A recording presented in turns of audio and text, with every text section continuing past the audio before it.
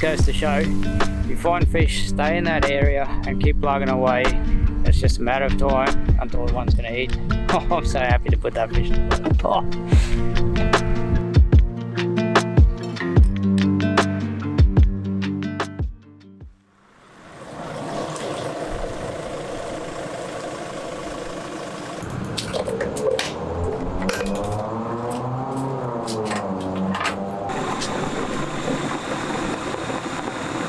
So if you lose your fuel cap on the road and you got a rag, you can make yourself a nice little fuel cap retainer. Let's see, a hard Armour tough leader. All right, 60 pounds plenty. For a year.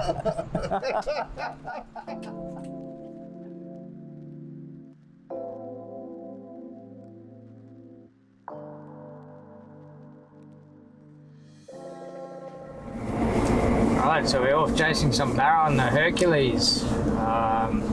Day one, we decided to come down to Peter Faust between wind and tide. As you can see out here, the weather's pretty terrible. So yeah, we'll take our chances out at the dam today, and then hopefully tomorrow we can get into the river and go and do some saltwater stuff.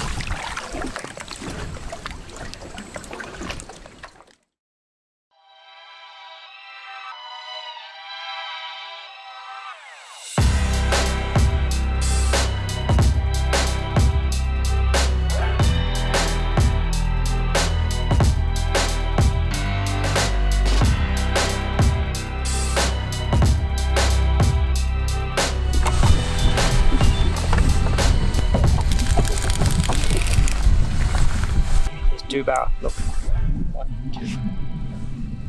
Well, they're pretty high up in the water column too, so there'll be those fish there.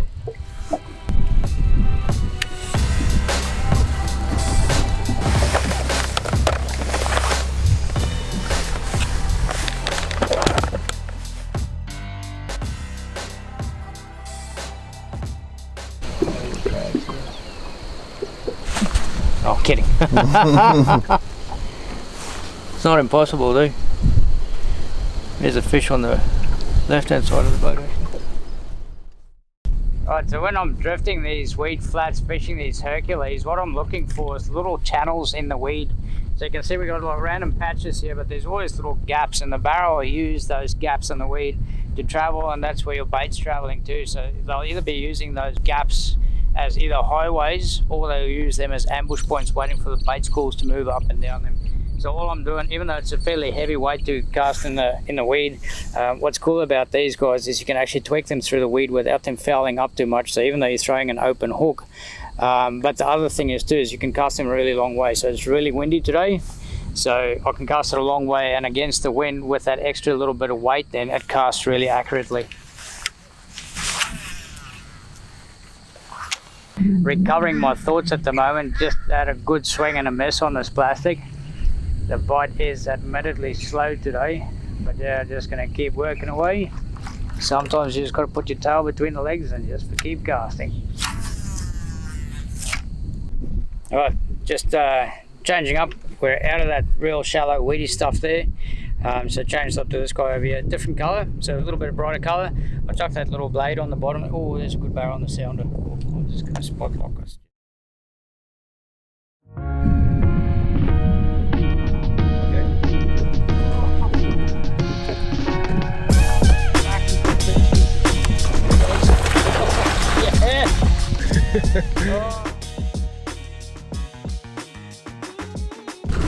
Oh no, oh no. What's happened? Oh, I've got everything stuck. Oh, he's a healthy fish too. He's a crack. Come here, mate. No, not behind the motor. Come here, buddy. Just want to have a good look at you. It's fun when you're doing this for yourself. This is crunch time too, by the way. If you ever on the boat by yourself netting barra, take your time. Wait until the fish is ready to get into the net, and then hopefully, yes, yes. Then you put a barra in the boat. Oh. Just while she's chilling in the net, and we can get our bearing sorted. What we've seen about 5 or 6 fish, sounded up heaps, really shut down bite, right? And then of course, because we got cameras on the boat, I went and rolled 2 good fish. So one proper bite, complete swing and a miss. Next one, as soon as I set the hook, I'd let everything go. And there it goes. But it just goes to show, if you find fish, stay in that area and keep plugging away. It's just a matter of time until the one's going to eat. Oh, I'm so happy to put that fish in the boat. Oh. Right, just another tip too. When you're lifting big fish into the boat in a net, instead of just grabbing the handle and just lifting it in, actually grab the net like that and lift it in. You can see there it sort of cradles that fish. Now I can just chuck her in here, quickly get some photos and get her back in the water. Right, it's just again, yeah, persistence pays off. If you're ever chasing impoundment barra, definitely go and have a look at those HerculeZ.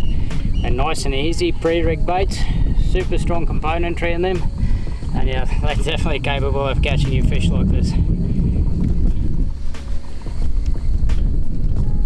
Very, very important feature, or probably the coolest feature of these swim baits, is the fact that even though it's a pre-molded swim bait, 10 times tough elastic material, right? So that thing there will catch you multiple fish before it blows out.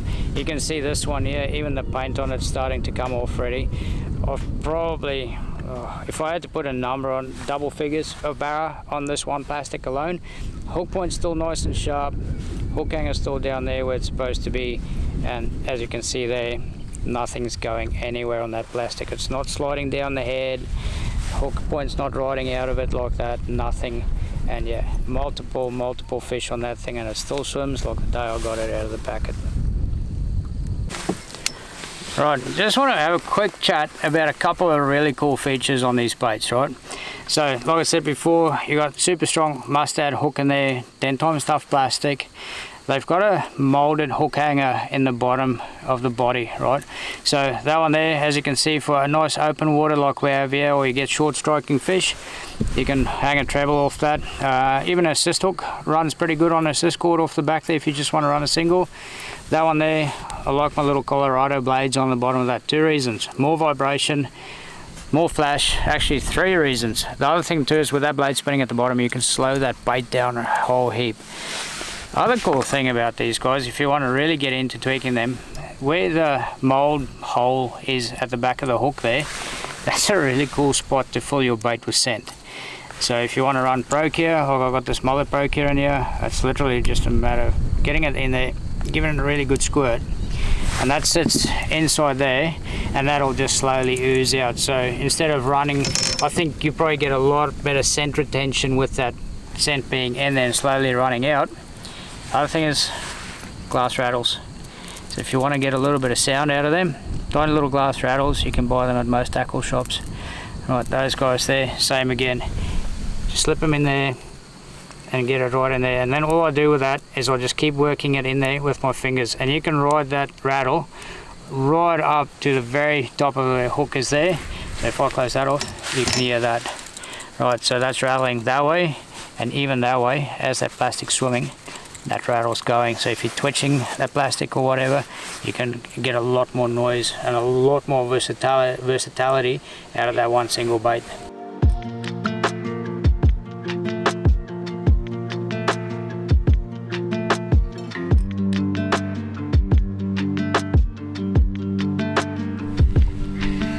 Had a massive rain squall come over, and true fashion, packed all the cameras away to try and keep everything dry.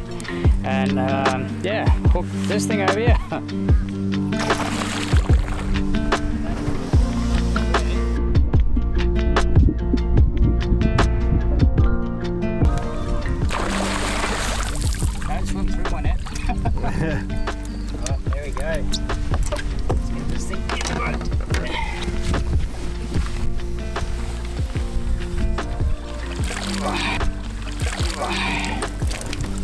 What a great fish. How cool is that?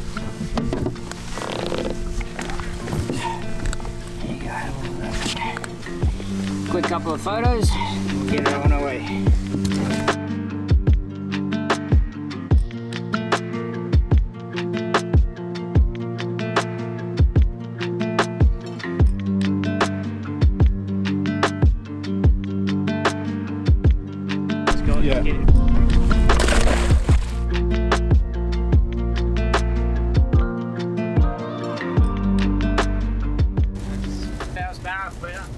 We got completely run off the dam by rain, so it was complete whiteout, so we bailed, which is all good. Hopefully it clears up and we'll go and see what we can find tomorrow.